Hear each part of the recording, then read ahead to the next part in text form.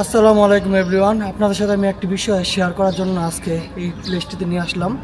আমার পিছনে দেখতে পাচ্ছেন অনেক সুন্দর একটি বক্স। এই বক্সটিতে হলো কাপড় দান করার একটি বক্স।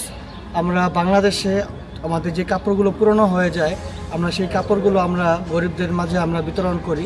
বাট এদিক যেহেতু আমরা এরকম কাউকে আমরা পাই না, যার কারণে আমরা আমাদের এই কাপড়গুলো, পুরনো কাপড়গুলো আমরা এই বক্সটিতে আমরা দান করব।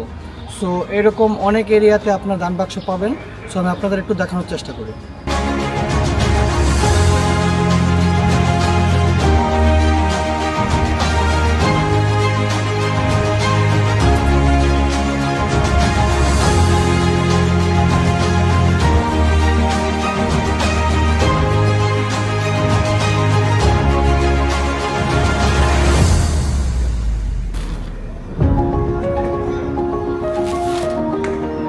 এদিকে পুরোনোর পাশাপাশি অনেক নতুন নতুন কাপড়ও আছে।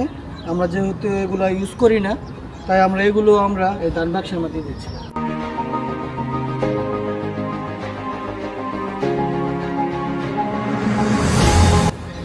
তো আমরা এই কাপড়গুলো এটার মধ্যে দিয়ে, তারপর যদি আমরা এই ঢাকাটা আমরা লাগিয়ে দিই, কিছু বেরিয়ে যেতে পারে, এগুলো আমরা দিয়ে দিলাম।